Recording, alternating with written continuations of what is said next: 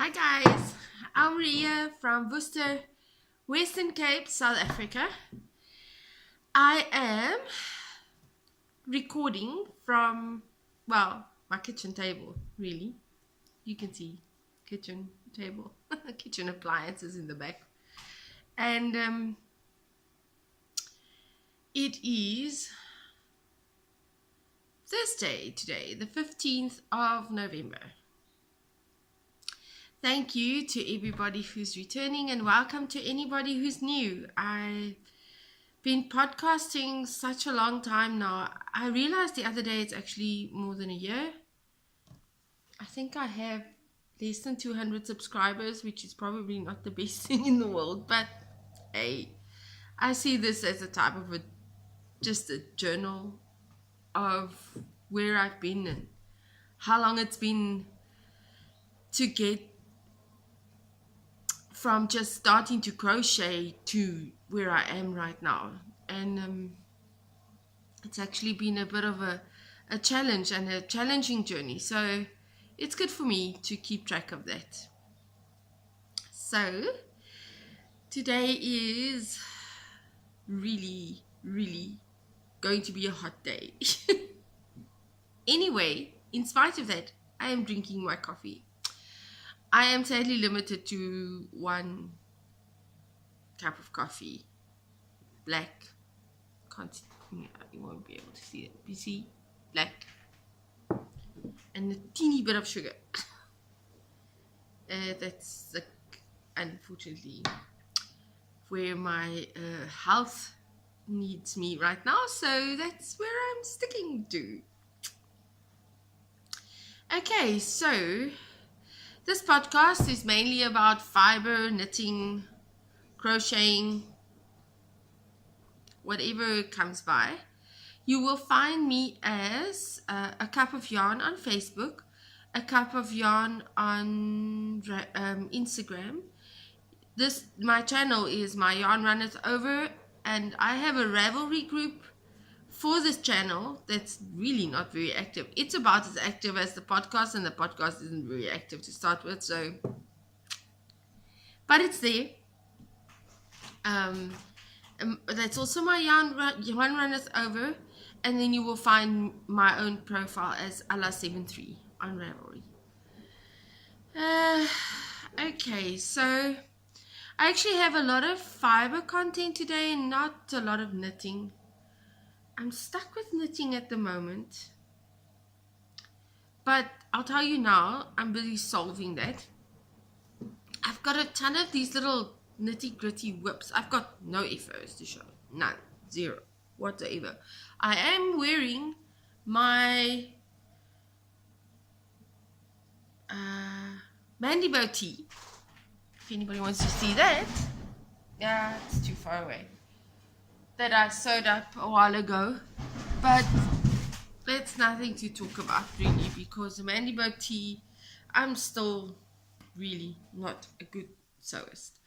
It's getting there very slowly because I don't have time to sew a lot, and the bags are fine. I mean, I get with the project bags, I do really well.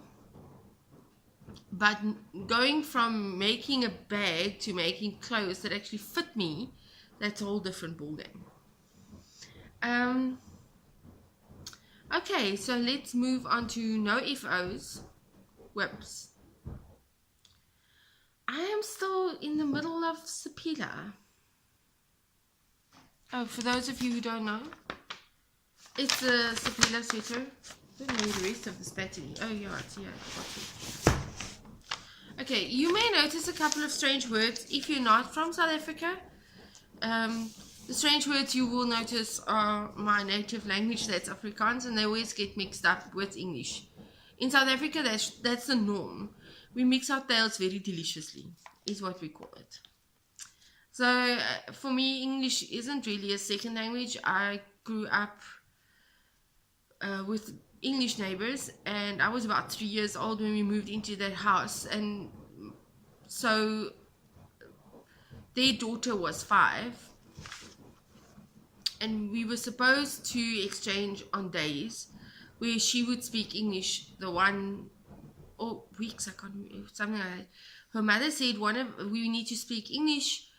She needs to speak Afrikaans the 1 week, and I need to speak English, and then we were supposed to switch over. Needless to say, she didn't really want to speak Afrikaans, and I like learning languages. I love language. It's the Pila sweater. You see, I'm doing that one, the short sleeve one. Short sleeves in my setup where I live at the moment is still short sleeves, or 3/4 sleeves are still my best option, because as I've mentioned before in previous podcasts, I do layer a lot. So even in summer, as I'm sitting here, I've got this on, probably take it off, but later today, because it's going to get too hot to wear it.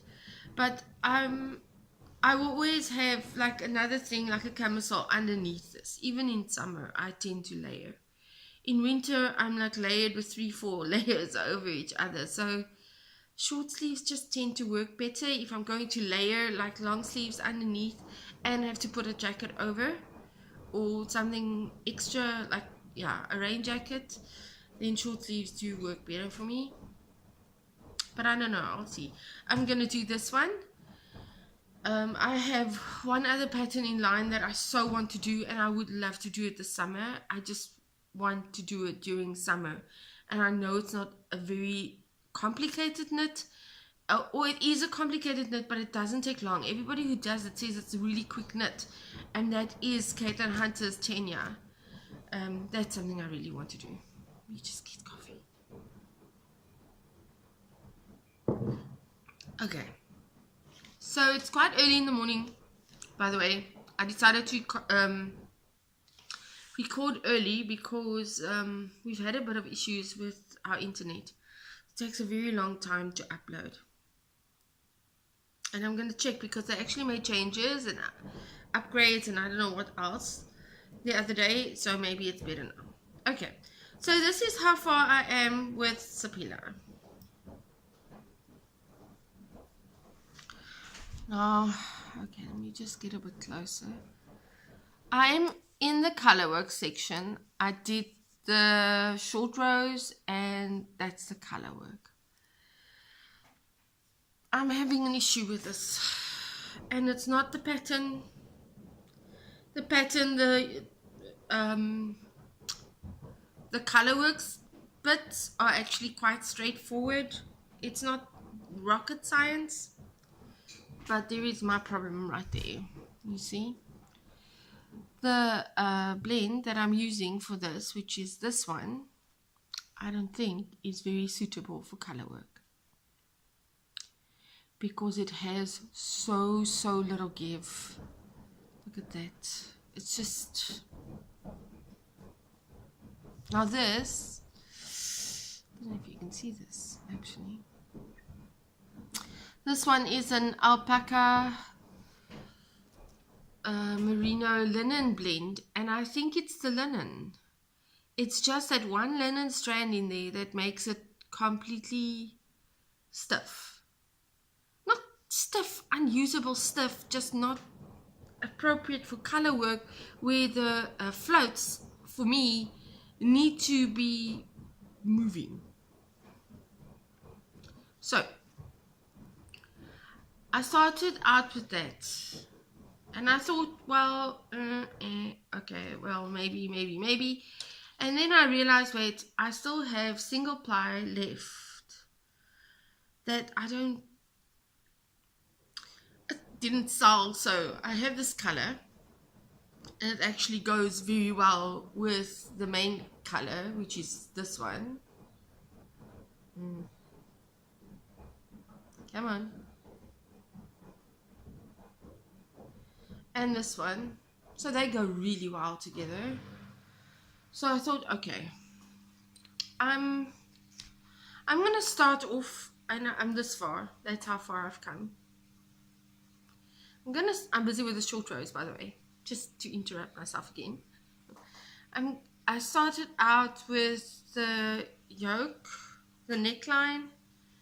I'm busy with the short rows. I haven't really gotten to knitting a lot of late. Oh, okay, now I know where I am. But I'm just going to try this. And when I get to the color work section and I can feel a difference between these two, then I know the problem isn't with me, because sometimes it is just with me. But this definitely has a lot more, I don't know, flex to it. Moves a lot more. You see, the other one just doesn't move. And I don't think I can use it for a lot of other stuff, but I don't think it's going to work for color work. Those are the only whips I'm going to show you today. The other ones are a couple of random sock test this yarn type stuff. So I start with the sock to see if that particular yarn will work with the sock. Then it does, and I stop knitting the sock. Sad, I know. Here's the good news though, and this is a wonderful thing. Because I live in South Africa, there's not a lot of indie designers in South Africa, and they always collaborated, usually collaborated with a yarn company. So I don't know, I hardly ever see someone asking if there will be test knitters available. They usually always have their own test knitters. But the other day, there was this amazing top. I will put the link down below. I don't have the pattern with me because my husband has not printed it out for me yet. But the top is called Mood, and it's a South African designer. Her business is, or her Instagram page, I don't know, whatever that is, it's called Zellieknits. Lizel van der Berg. And, well, she's an amazing designer. And she put this up on Instagram. She needs test knitters for this top. Now, I love the top. It's a tank top. It's sleeveless. So I'll be able to use it as a pullover with whatever. And it's a really interesting pattern. So I gave myself in for a test knitter. I need coffee. I think right now I need whiskey in this coffee. So it's an amazing pattern. I can tell you now, anybody who feels that they need a pattern with a lot of instructions, this will be the pattern for you. It's a lot of instructions. She has tutorials in the instructions, and that's really something I appreciate, because I'm really still quite a beginner knitter. I'd say beginner to advanced beginner. I mean, I've knitted quite a few stuff that's more towards somewhere between beginner and intermediate. So my, like the color work hat I made, and you know, some of the stuff I've done. I've made sweaters. They're not the best sweaters. That's why I'm doing Sapila. I am going to finish this thing, and I'm going to be able to look at myself and say, I finished a proper color work sweater. It's just taking some time. Anyway, so I got myself into this now, and I'm actually very excited. So let me show you what I'm up to. I've got this particular colorway that just didn't sell for some reason. I've got a couple of them, and when they don't sell, I just use them. I don't like things standing around forever. I don't know if anybody else is like that, but when I was still painting, I would just give paintings away. If I didn't know where to go with them and they started working on my nerves and they were standing around, I just give them away. It's just one of those things that that's very difficult for me. I hate things standing around, not being used, not being sold, not being used, and they're just standing there watching me. It's just the odd thing. Anyway, I'm weird that way. So I had to decide, and this is going to be very strange because I can't find the other skeins that I spun up. This is like a sample of that. It is here somewhere. I've changed my tune about the color anyway, so that's all right. I have this color, which I dyed up, which gave me the swatch. That's part of the requirements is that we have to swatch. Okay, so this is the swatch I got out of that. Did not meet gauge. This is a DK weight. Pattern calls for a DK weight, but I'll talk about that in a minute. It is amazing how these fibers are so different. Okay, and this is my hand spun one. You'll see it's like bits of orange and blue, grey. Anyway, interesting color. That knits up like this. This is my swatch. The pattern is written so like this, sideways. So she asked that we just swatch it and then let it hang this way. I actually got gauge with this, which is a much thinner yarn. This is like almost towards fingering weight. It does have texture in it, so it's difficult for me to really say, and the texture can have an influence because it has thicker bits and thinner bits. But to be honest, I'm amazed, and I absolutely love this. This is a blend. It's one of the ones that I actually buy in to dye. It's a blend of mohair, 50% merino, and then I think, anyway, percentage of mohair and baby alpaca. Kid mohair and baby alpaca. So it's a lovely yarn, don't get me wrong. It's wonderful. It's soft. It really is soft. Softer than this. Well, this one is soft also. I don't know. I like both of them, but I actually like this one more. And this is just 100% merino. It's just 100% merino tops that I've spun up. And it's a 2-ply. So I applied for a 2-ply. I don't really have a lot of confidence in the singles. I'm not going to throw it out. I might still try my hand spun singles at some point.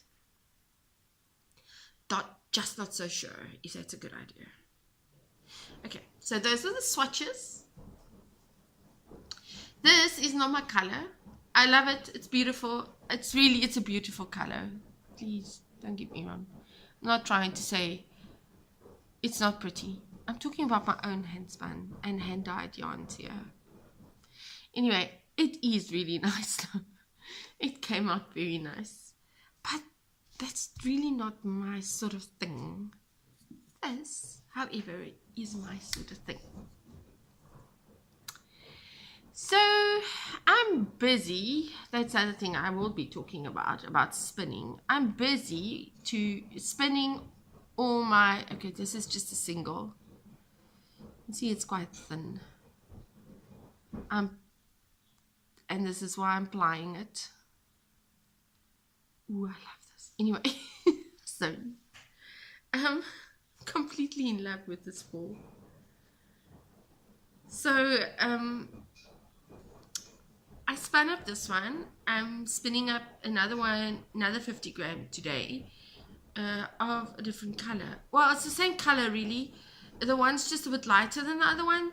So I'm spinning up the other one and I'm plying these two together, and then I'll be plying the other two together, but that will be on another episode. This will be my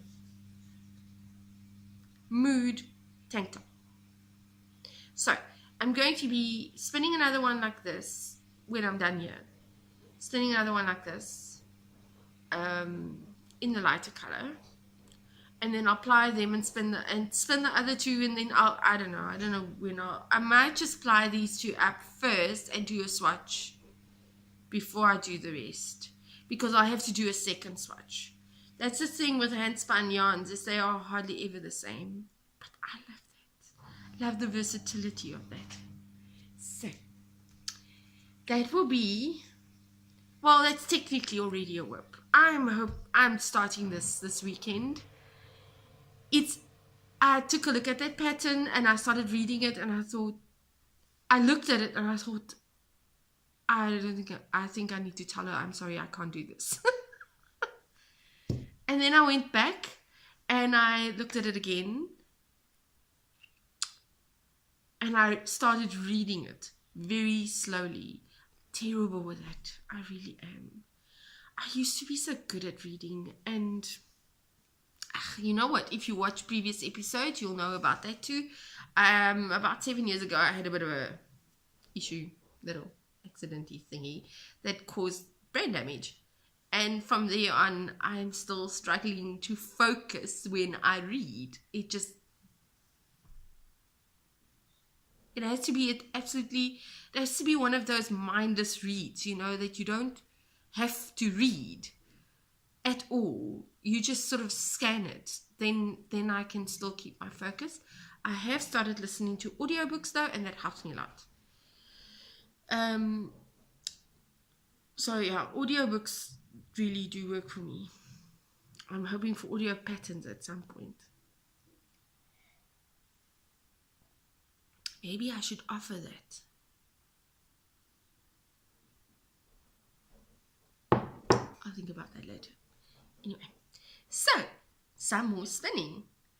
As I said, I've got a lot of stash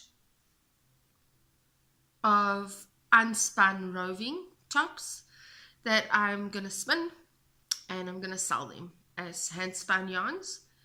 Not such a lot of spinners in my area, so I think it's going to be easier to sell the already spun yarn than it will be to sell the roving. Here's my other bit of interesting news, and I'm so excited about this, I can hardly contain myself. For such a long time, I've been looking for some farmer who will have a sheep, shear it for me, and give me the wool to work with. I mean, I don't have a carder, so it needs to be carded, preferably washed, but if it's not washed, that's okay, I can wash it. I just can't card it. I do have those combs, those hand combs that I gave to someone else, but she said she's not using it right now, so I can borrow it again until I can buy some. And a box carder I think costs about 600 Rand, so it's not that bad. I can work with it, because to be honest, I'm going to show you now. I think I'll card it again. When I receive it, it still has a bit too much dirt in it. Dirt is the wrong word. It has plant fiber in it from where the animals walked, you know. Anyway, I found somebody in Plettenberg Bay that's like on Eastern Cape side. If you hear a noise in the background, I'm sorry, my washing machine is on and the solar panel battery makes a noise. Nothing I can do about that though. Really sorry, but it's better than hearing the N1 noise that you usually had to cope with. So here it is. I got Corridale Fibre. They have a farm with sheep that they shear themselves, and then they spin. Then they spin from this fiber. This is the Corridale one. and then when it's they card it and then they spin with it. Oh, it's oil. Sorry. It's sheepy. It's a sheepy.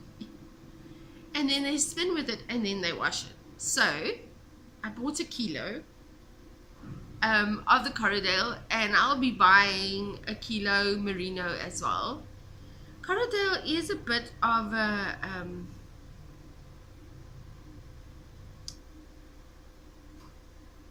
well, it's harder. It's a bit more scratchy, I guess, than merino.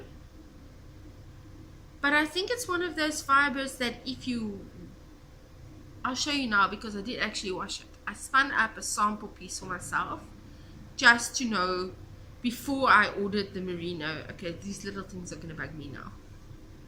Before I buy the merino, if I will be able to work with this. And I am so working with it.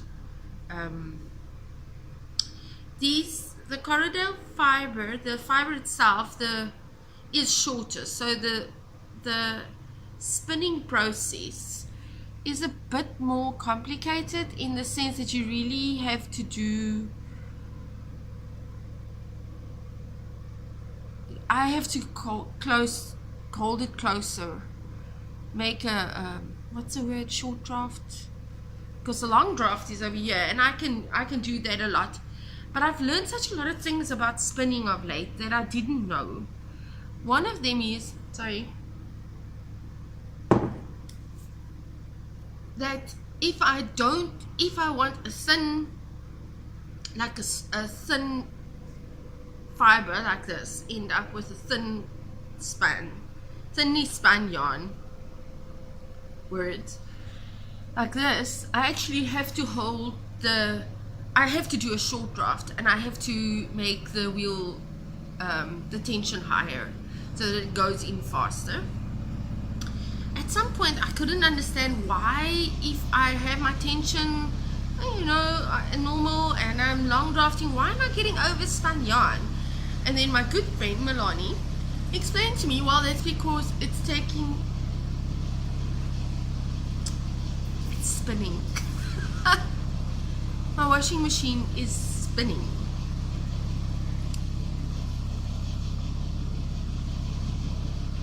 Okay.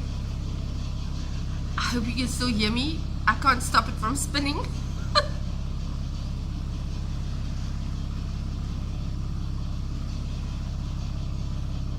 Okay, hang on. I'm gonna stop it from spinning. Okay. No, even I couldn't handle that. It's a wood floor, so the washing machine just, when it spins, it does it. Anyway, this is the sample I was able to spin up. I absolutely love this. And it's been washed, but this is what I mean by I'll probably have to brush it, comb it out before I start spinning, because I still got a bit of these little like plant fiber stuff stuck to it. But look at this. I absolutely got and I got it spun perfectly. Sorry, I can't. And what? You can still smell the sheep in here. A lot of the lanolin is out. I actually think it's the lanolin that's giving me such an awesome spin. I mean, there is some texture in here, and there are also a couple of places there. If I take, that's one of the things about the singles that I don't like. If I roll them down on the Swift, but I think there's a problem with some of my bobbins as well. Not all of them, but some of them. They just break off, and I don't like that. It means that will happen when you're knitting as well, but then the tension from the bobbin to the Swift is much higher than when I'm knitting. Maybe I should just knit something up with this. I think so. Just to give me some idea of the feel of it. It is quite rustic, I guess. But not as scratchy as I would think it would be. I mean, I honestly thought it would be far more scratchy than it is. It's not that scratchy. Guys, this is going to be a longer episode, it seems. Because I'm talking about spinning and fiber. I am completely in love with fiber.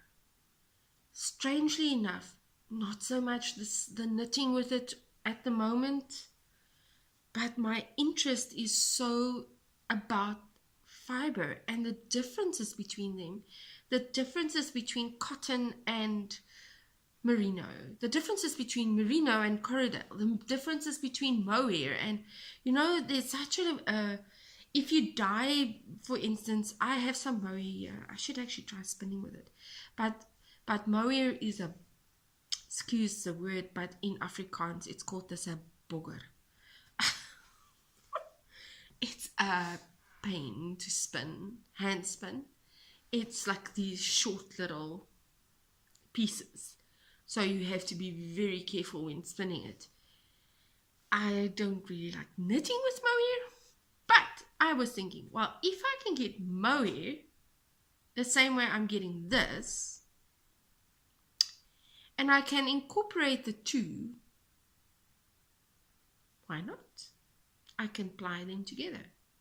I did do that with one of when I just started spinning. I did have a piece of merino roving, and I had some of the bits and pieces, just small little of mohair, and I did actually ply that together. What I wanted to say is how amazing it is. If you dye those two together, the differences you get. Sorry, that's a fly. And that's a fly. I've got a citronella candle right here. Right there. Still there flies. Anyway, it's a farm. What you gonna do? So, yeah. That's that. My raving about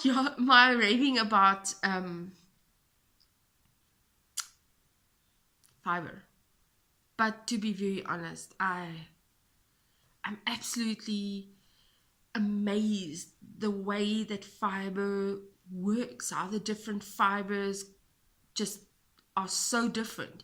Even when you think that you would have one animal and another animal and they look very similar, but the fibers are totally different. I mean, alpaca and merino is not the same thing. And yes, I know everybody loves alpaca and they think everything is wonderful, but I still love sheep wool. I am a sheep lover. I'm a sheep wool lover. I just love sheep. I love sheep. I was saying to my husband that while I'm spinning with this lanolin stuff and my hands are so full of oil and it's sticky and I was smelling so much like sheep, I might as well just go into the felt and they won't know any difference. And he, by the way, really does not like the smell of the lanolin because he just gives him bad memories. When he was a kid, when it was sheep shearing time, they, as children, had to go and press it down with their feet. They just have to go stamp on it so that it's pressed down so it can go into the bales. And he would say, and my husband has this thing about stuff in his toes and he hates it. Hates stuff between his toes, and he would have to 3 days to get the lanolin off his feet. Anyway, that's funny. But I love it. I absolutely love it. And no, I'm not a vegan. I love sheep for more than one reason. I just think they're amazing animals. And I love the way their fiber works and how you can there's so much movement in the fiber and you can play such a lot with that fiber that it's just, when I'm spinning, when I'm dyeing is fine. I mean, I don't always like alpaca either. It depends on baby alpaca is okay. Grown-up alpaca is not so okay. It's okay. But if you ask me what I would prefer, sheep wool. I don't care which sheep.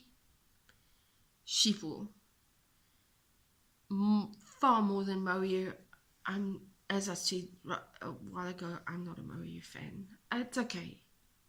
It's okay as a blend. I wouldn't work with mohair on its own.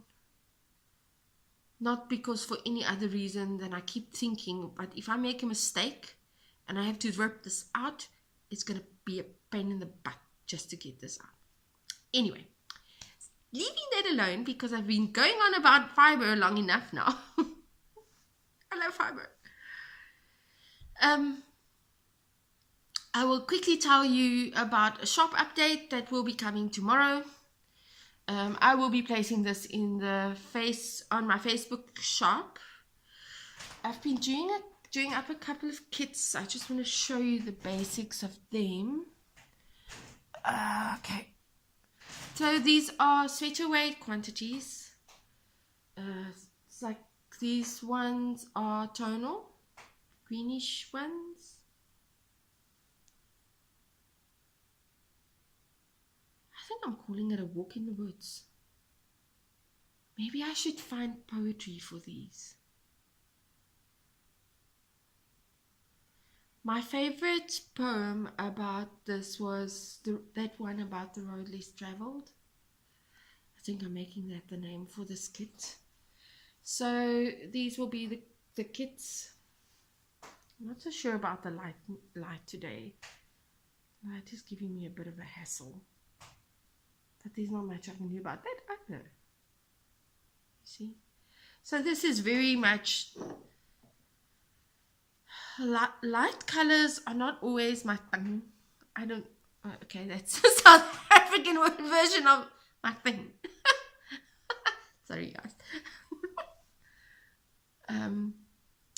But this one is actually nice. It's got these really lighter shades of the green. Okay, there you can see it better. And like taupe in between. Then this one is the turquoise one. Got a lot of like marine colors. Let me just get all of them together here. Takes a while. Okay, so I've got these two tonals, turquoise tonals, and then the variegated ones, speckly variegated ones with it. And you'll see it has like blue in there, but the rest is all turquoise and almost like a taupe color. So those are two of them. The third one is hanging on that side, busy drying. Not taking it off now. And then I will also have some... Ooh! I nearly put coffee on myself. That's not good. Just put this down. That would have been a mistake. Then I have these. Now, as I've been talking about all this stuff about how I really love natural fibers, unfortunately, as far as sock weight is concerned, I had to move to a fiber that has nylon in it. I don't particularly like it. I really just don't like it. But I think for many people, it will be much more practical to make socks out of fiber that has nylon in it. Because if you're going to make it for your kids or your husband, or in my case, my two boys that really don't know any better, but I won't make it from these colorways, it probably is better to just have something with nylon in it. So this is not, it's polyamide that's in these. So these will be up. These are 100 grams skeins. So no, it's just speckles and happy colors. It's summer in South Africa, so it's happy colors. This one as well. It's very limited stock. I only have 2 of each. The rest went the other. I have someone that I supply to wholesale, so she gets the first. And the rest I can sell to the public. So there's this one still left over. And then those are 100 grams. And then also I have 50 gram tonals that I will be selling. So yeah, that will be in the shop update as soon as those are dry, and I can put it in there. So it will be either later tonight or tomorrow morning. But that will be visible on Instagram anyway. Okay, so I'm not going to chat anything about myself right now because I'm already like over 40 minutes. Except to tell you guys, and I said I'm not going to talk about myself, and now I'm starting to talk about myself. Anyway, I want to tell you guys about a podcast that I've been watching. Now, okay. Let's go back to previous podcasts. I did mention before, and I will stick to that. Yes, I am a Christian, the born-again, spirit-filled type that will irritate you to the end of the world. Until you actually... No, never mind. I'm not going there. This is not an evangelist podcast. But... I'm used to swearing, and as long as people don't abuse the name of Jesus, that's fine. I can cope with that. We've got a part in South Africa that's called the West Coast, where every second word is a swear word, and it's just part of their vocabulary, and they don't see it as swearing. So that doesn't bug me that much. If it bugs you, if you can't handle a single swear word, that will not be the podcast for you. What's really nice about the podcast is she actually says it's swear friendly and you can leave if you don't like that. But she doesn't swear as much as she thinks she does. This lady's called Caroline. Her Instagram feed is Dunderknits. Ravelry is also Dunderknits.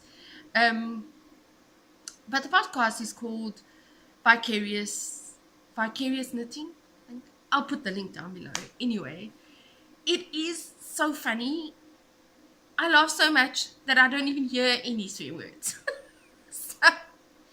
And I love it. I really do. So sometimes I do watch a podcast, and as soon as it starts going into politics, I switch it off. It's one of the things that I don't go into. And that's the only time I will switch off. And then also if it goes into areas that really does go against the grain of my faith. I don't do Halloween. Sorry. No. And I'm not that big on Christmas either. Long stories. Not telling them here. But the fact of the matter is that everybody has their own lifestyle, their own way of living. And if you don't like it, just switch it off. I can highly recommend this particular podcast though, if you want something to laugh about and you are a vicarious knitter. Vicarious knitter means you look at 110 patterns, you don't have time to knit them all, but you love them anyway and you want to knit them. She's also got a cowl going on, which I'm going to join. It's starting today, so I've already joined it. I don't know what I'm going to knit yet. I'll see. Anyway, I'll put that link down below. As far as the rest of me is concerned, yeah, I've been struggling a bit with health issues at the moment. My stomach has just been giving me a lot of grief. So if you don't see a lot of me on YouTube, and I'm supposed to record weekly, and this is like 3 weeks later, and I'm only recording now. Yeah, but I'm sorting it out. It is being sorted out. Hallelujah, it's sorted. It's like semi-sorted out. It turns out the thing I've been struggling with for 25 years and no doctor could give me an answer for is really just acid. Go figure. And a chemist told me that because he's struggling with the same thing, it's just spastic colon stuff. Anybody knows about spastic colon, you'll know what I'm talking about. And I just could never figure it out. I would go on the internet and try and read about what's the cause, how can I handle it, and you don't get proper answers. Got a proper answer from a chemist. So switching my diet to mostly alkaline foods, trying to get my pH levels right, that sort of thing. So it's green. I'm eating green. A lot of green. So that's that for me right now. I'm like 46 minutes into this podcast. I hope you guys have a wonderful week. If I forgot something admin-wise, please ask me. If I forgot something in general, please ask me. I'll put a link down below for the Zellieknits Instagram feed, and you can go and take a look at what's going on there. With the, yeah, you can just go and look what's going on there in general, but also specifically about the mood. And then my words go by out the door.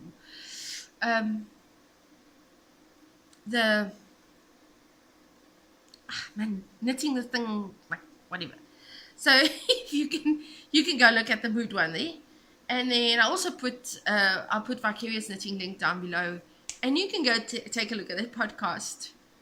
It's really very, really very funny, and it's something to watch when you are in a miserable mood, I guess, if you want to get yourself laughing. Okay guys, I'll talk to you again hopefully next week if everything goes well, from my craft room and not my kitchen. Bye bye.